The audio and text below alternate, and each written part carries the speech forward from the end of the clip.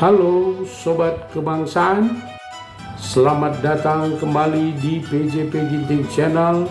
Kali ini kita akan membahas salah satu proyek besar pemerintahan Prabowo yang penuh kontroversi, yaitu makan bergizi gratis. Saudara, program ini digadang-gadang sebagai solusi untuk meningkatkan gizi anak-anak didik Indonesia. Tetapi benarkah demikian? Atau justru program ini menjadi beban besar bagi APBN dan menyimpan banyak celah korupsi? Mari kita bahas secara tuntas.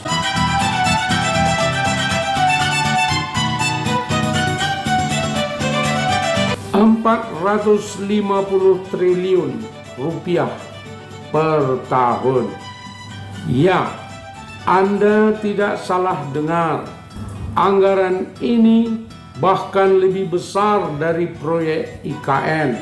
Banyak pihak mempertanyakan efektivitas program ini. Apakah benar-benar bermanfaat atau hanya alat politik belaka? Banyak fakta mengejutkan mulai terungkap. Anggaran negara yang terbebani, potensi korupsi dan kolusi, masalah kesehatan akibat makanan yang tidak terjamin, merendahkan martabat orang tua dan anak didik. Apakah proyek ini benar-benar solusi atau hanya permainan politik kekuasaan? Saudara, salah satu proyek mercusuar Prabowo Subianto adalah makan bergizi gratis. Dari segi pembiayaan, lebih gila dari proyek IKN.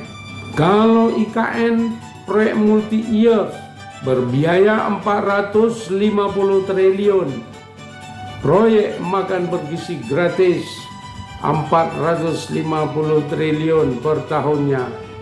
Ini gila. Tekanan terhadap APBN begitu berat sehingga harus memotong besar-besaran pengeluaran untuk sektor-sektor lain. Benar-benar proyek-proyek kepentingan publik yang lain menjadi tipis. Bahkan ada yang harus ditiadakan. Sejak awal, proyek makan bergizi gratis ini sudah ditentang dan ditolak oleh banyak pihak. Sebab mulai dari pembiayaan, tata kelola, gizi, timingnya, dan sasarannya tidak jelas. Justru yang disinyalir akan menimbulkan banyak ekses negatif.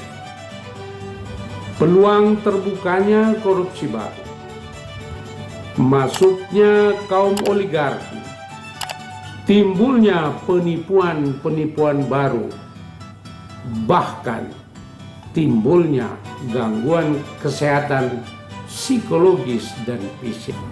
Lebih mendasar lagi, pengadaan makan bergizi gratis sebetulnya bertentangan dengan Undang-Undang Dasar 45. Sebab Undang-Undang Dasar 45 mengharuskan negara memberi perlindungan terhadap fakir miskin dan anak terlantar.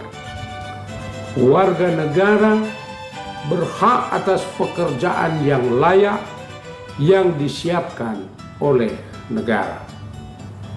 Dengan demikian, Prabowo selaku kepala negara dan kepala pemerintahan mestinya melindungi dan memelihara serta menaikkan derajat hidup 28 juta rakyat miskin, membuka dan menyiapkan lapangan kerja terhadap 19 juta manusia Indonesia di mana menurut Wakil Presiden 5 juta diantaranya adalah green job atau lapangan kerja baru. Memberikan makan bergizi gratis untuk semua anak didik sama artinya merendahkan martabat anak didik dan orang tuanya. Anak didik diberikan sekali makan bergizi gratis, tetapi pada saat yang sama orang tuanya tidak makan. Bagaimana pula untuk makan pagi, sore, dan malam? Anak didik tersebut karena orang tua tak sanggup memberikan makanan. Seharusnya pemerintahan Prabowo dan negara fokus memperluas kesempatan kerja sebagaimana pada masa kampanye dijanjikan pembukaan lapangan kerja kepada 19 juta orang. Bila lapangan kerja tersebut tersedia, maka setiap orang tua mampu memberi makan bergizi 3 kali sehari kepada anak-anaknya. Anggaran biaya untuk makan bergizi gratis sangat besar. Akan lebih baik bila anggaran biaya tersebut digunakan secara efektif untuk menciptakan lapangan kerja formal dan non-formal yang dapat menjamin pendapatan mereka. Masyarakat yang punya pekerjaan dan penghasilan memiliki daya beli, termasuk daya beli terhadap makan bergizi gratis. Selain itu, anggaran biaya makan bergizi gratis dapat pula digunakan untuk membayar tunggakan honor, tukin ASN, hak-hak pekerja dan buruh lainnya. Pembayaran tersebut memampukan mereka memberi makan bergizi kepada anak-anaknya. Menurut para pakar ekonomi, pemerintahan, kesehatan, dan kebudayaan, makan bergizi gratis lebih bermuatan politis, kekuasaan, ketimbang tujuan mulia untuk kecerdasan anak didik dan meringankan perekonomian orang tuanya. Proyek makan bergizi gratis setidaknya sudah 3 bulan berjalan di beberapa tempat dan masih belum merata di semua tempat di seluruh Indonesia. Namun ekses-ekses sudah bermunculan seperti keracunan, penipuan terhadap usaha-usaha pengadaan, kolusi dan korupsi bersama perusahaan tertentu, terganggunya psikologis anak didik dan orang tuanya. Dalam pelaksanaannya, baik kebijakan maupun teknis, Prabowo membentuk badan dan strukturnya di beberapa zona di tanah air, melibatkan SDM yang sangat besar, tentunya dengan biaya yang besar pula. Mungkin antara biaya badan dan strukturnya sama dengan biaya makan bergizi gratis itu sendiri. Ini jelas suatu proyek gila dan membuat banyak orang gila.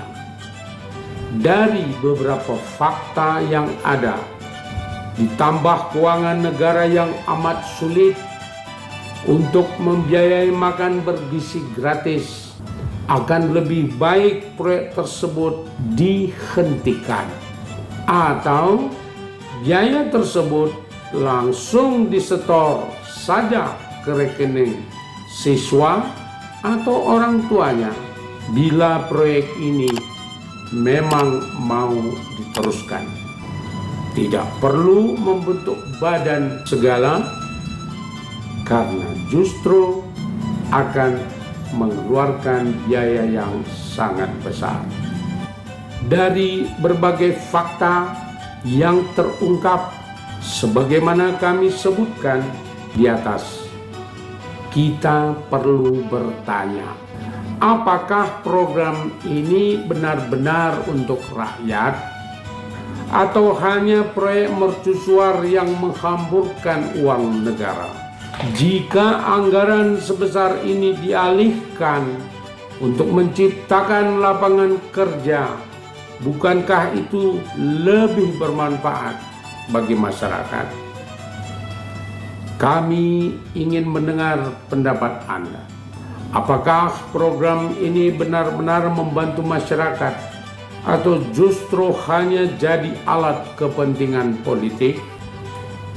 Tulis opini Anda di kolom komentar, dan mari kita diskusikan bersama untuk Indonesia lebih baik.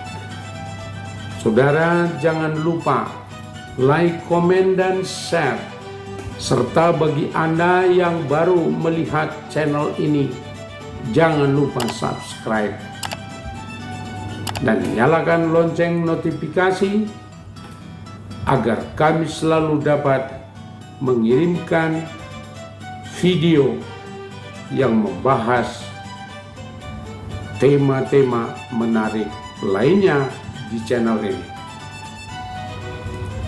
Sampai jumpa di video berikutnya. Salam opini kebangsaan. Terima kasih.